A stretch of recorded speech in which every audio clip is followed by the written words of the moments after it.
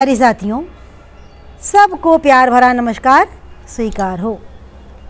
आज मैं आप लोग को अपने बचपन की सहेली सीता सिंह का एक आर्टिकल सुनाने आ रही हूँ। ये मेरे साथ सेंट्रल स्कूल में पढ़ती थी। फर्स्ट से लेकर क्लास 12 तक हम लोग एक साथ ही पढ़े और ईश्वर की ऐसी कृपा रही कि स्कूल छोड़ने के बावजूद भी हमारा आपस में मिलना होता रहा। कॉलेज जाते थे तो भी रास्ते मिल जाते थे। उसके बाद मेरे पास तो बच्चों की जिम्मेदारियाँ आ गई। मैं भाई घर घर ट्यूशन भी पढ़ाती थी, होम ट्यूशन लेती थी, तो उसमें भी इनकी मुझसे मुलाकात होती रहती थी। कभी बाज़ार मिल गए, कभी अस्पताल में मिल गए, कभी बिछड़े नहीं। तो आज मैं इनकी एक कहानी आपको सुनाने आ रही हूँ। बड़ी अच्छी सी कहानी इन्होंने भेजी। ये कहती हैं, एक व्यक्ति था जिसका नाम था शमशेर सिंह। तो शमशेर सिंह के 2 पुत्र थे और शमशेर सिंह ने अपने बच्चों को बड़ी मेहनत से पढ़ाया लिखाया, जैसा कि सभी माँ बाप करते हैं। तो शमशेर सिंह किसान थे। अच्छा, किसान के लिए पैसा जुटा पाना बड़ी मुश्किल बात होती है। उसके पास अनाज पानी का भंडार होता है, लेकिन पैसा बड़े मुश्किल से मिलता है। तो अपने अनाज को बेच करके अपने बच्चों को पढ़ाता, फीस भरता उसकी। अब बच्चे पढ़ लिख गए, बड़े हो गए। ऐसा संजोग कि बाप की मेहनत रंग लाई, दोनों अफसर बन गए। एक की पोस्टिंग दिल्ली हो गई, दिल्ली में अपने कमाने खाने लगा। दूसरा बेंगलोर चला गया इनकम टैक्स ऑफिसर बनकर। यहाँ घर में शमशेर सिंह और उनकी पत्नी रह गए। जिंदगी की गाड़ी चल रही थी। एक दिन पत्नी बेहद बीमार हो गई। उसने अपने पति से कहा, मेरे दोनों बेटों को बुला दो, मैं देखना चाहती हूँ। पिता ने टेलीग्राम भेजा। पहले टेलीग्राम चलता था, मोबाइल नहीं हुआ करता था कि आ जाओ। बच्चों को छुट्टी नहीं। माँ उनका रास्ता देखते देखते ख़त्म हो गई, नहीं आए वो। अच्छा, 13 हुई, 13वीं संस्कार होते हैं मरने के बाद। तो उस पर वो आए, बच्चे आए।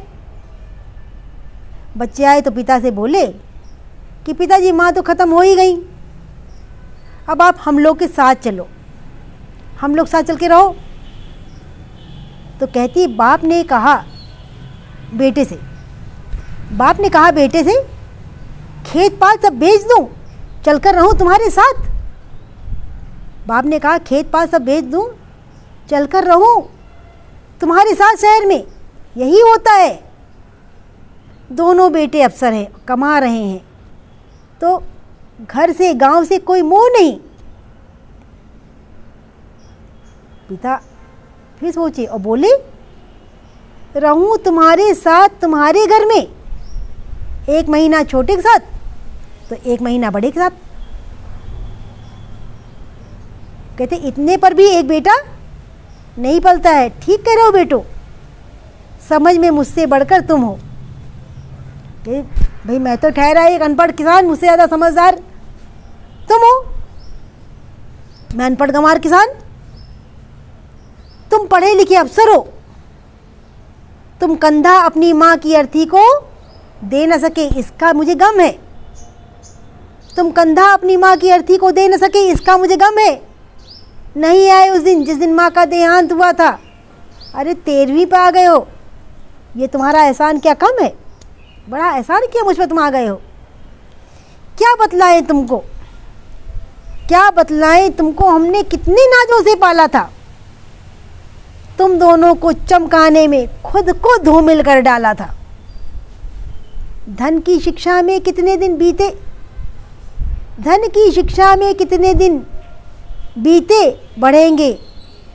किसी तरह हमने सिर ढका तो पाँव हमारे नंगे रह गए। पैरों में जूते चप्पल हमारे नहीं होते थे तुम लोग को पढ़ाने के उद्देश्य से।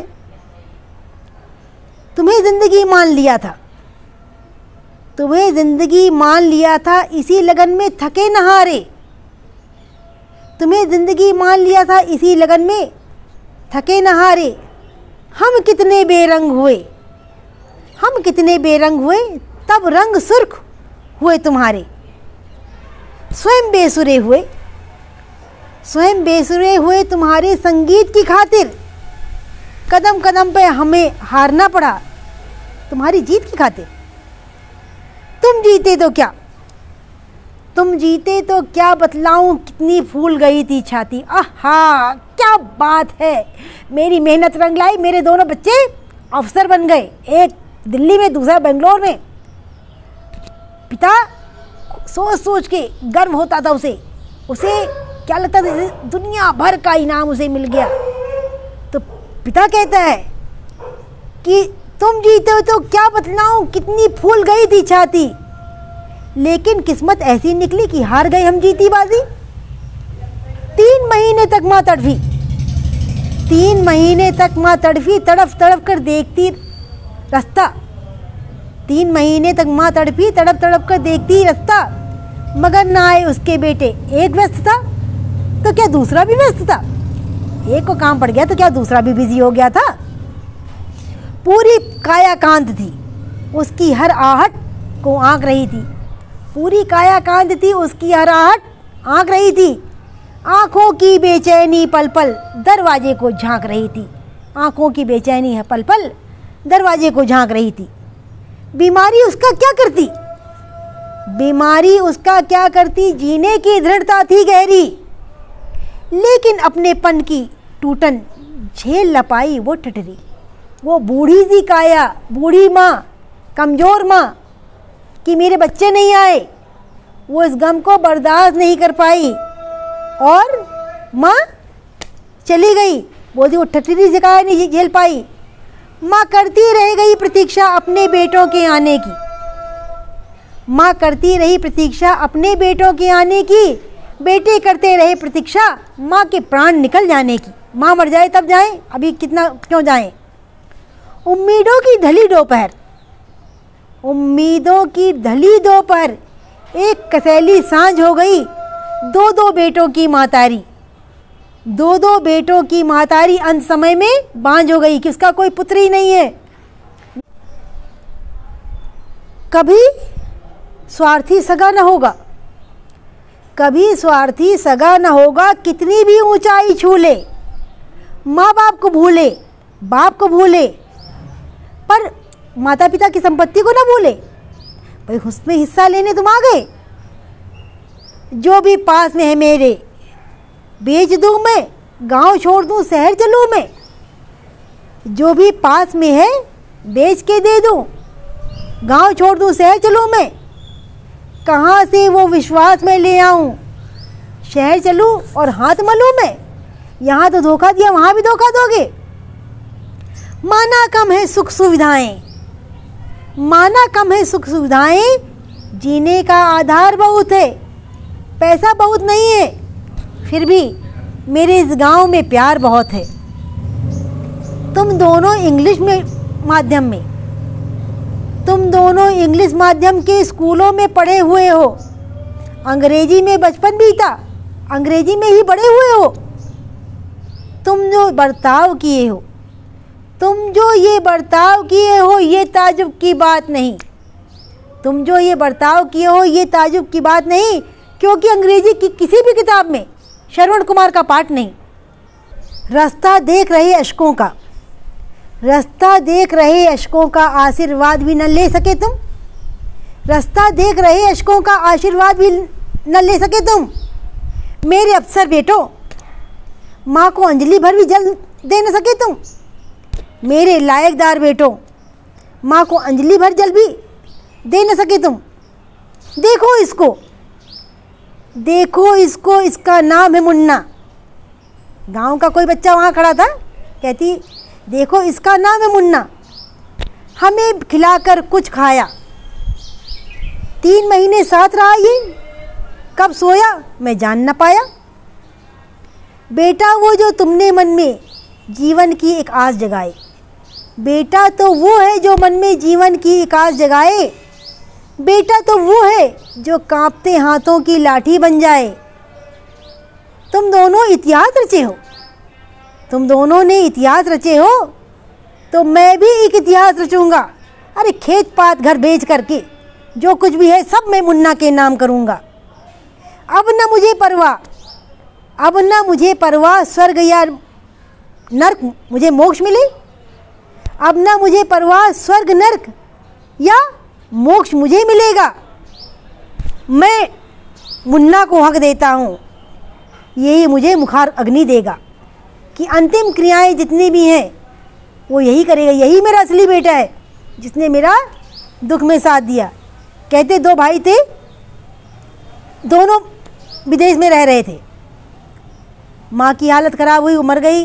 पिता ने चिट्ठी लिखा, बिल्कुल सच्ची घटना सुना रही हूँ, कि बेटा आ जाओ, माँ आपको देखने के तड़फ रही है, परेशान है।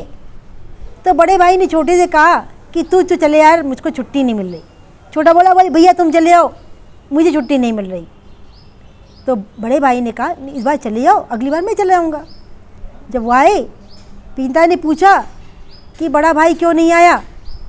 छोटे के मुंह से निकला कि भैया ने कहा अभी माँ बीमार है, तुम चले जाओ और तिरही में मैं चला जाऊँगा। बाप ने सुना, उसका कलेजा धक्क से रह गया कि इतनी मेरी नालायक औलाद क्यों इंतज़ार कर रही है कि माँ की तिरही में जाना। उन्होंने कहा अच्छा बेटा तुम यहाँ बैठो, मैं अभी थोड़ी देर में आता हूँ। लाश पड़ी हुई थी आंगन में, ले आना था, सभी क्रियाएं हो चुकी थी। पिता घर में गए, वो भी कर्नल थे, और रिवॉल्वर उठाया, अपने सिर पर रखा और धाए से गोली मारी। जब गोली चलने वाली ठाए, सभी भागे घर के अंदर। देखा वहाँ कर्नल साहब मरे पड़े थे और एक लेटर लिख गए थे कि बेटो हमारे जीवन की सारी पूंजी तो तुम ही दोनों हो, हमने अपना सब कुछ तुम्हारे लिए कुर्बान कर दिया, और जब तुम लोग को इतनी छुट्टी नहीं मिल रही है कि माँ के देखने आ सको, तो जब मैं मरूंगा मेरी लाश यहाँ चढ़ेगी, मेरे को तो कोई उठाने वाला भी नहीं होगा, और तुम्हें बार बार छुट्टी लेकर ना आना पड़े। इसलिए मैं भी अपने जीवन का अंत कर ले रहा हूँ। अपनी माँ के साथ मुझे भी जला देना, अंतिम क्रियाएं कर देना, और उसके बाद मेरी जितनी भी संपत्ति है, मेरा घर मकान, सब मैं अनाथ आश्रम को दान करता हूँ। मेरा मकान वृद्धाश्रम बना दिया जाए, मेरे बैंक में जितनी भी प्रॉपर्टी है, रुपया पैसा है, वो सब अनाथालय में दे दिया जाए। जितने भी वस्त्र हैं मेरे, वो मेरे नौकर को दे दिया जाए, और तुम्हारी माँ की जितनी भी साड़ियाँ हैं, जेवर हैं, गहना है, वो जो हमारी नौकरानी उसको दे दिया जाए। मैं अपनी संपत्ति में तुम दोनों को कुछ नहीं दे रहा हूँ, एक नया पैसा नहीं दे रहा हूँ, कोई अधिकार नहीं दे रहा हूँ, और अब दोबारा तुम्हें यहाँ आने की आवश्यकता नहीं है। सोचो, ये बिल्कुल सत्य घटना है। आज ऐसा हो रहा है। अब क्योंकि गोली चली थी, भीड़ इकट्ठी हो गई थी, हजारों की तादाद थी, सबके सामने लेटर पड़ा गया था। दोनों बच्चे हाथ मलते रह गए, ना माँ बाप का आशीर्वाद मिला, ना उनको उनकी संपत्ति में एक भी पैसा मिला, और बदनामी अलग से मिली। तो मेरे साथियों, मेरे लाडलों, आप सीता सिंह की कहानी के विषय में क्या कहना चाहेंगे? आप लोग के अपने खुद के क्या विचार हैं? बस इन्हीं शब्दों के साथ मैं अपनी वाणी को विराम देती हूँ। सबको टाटा।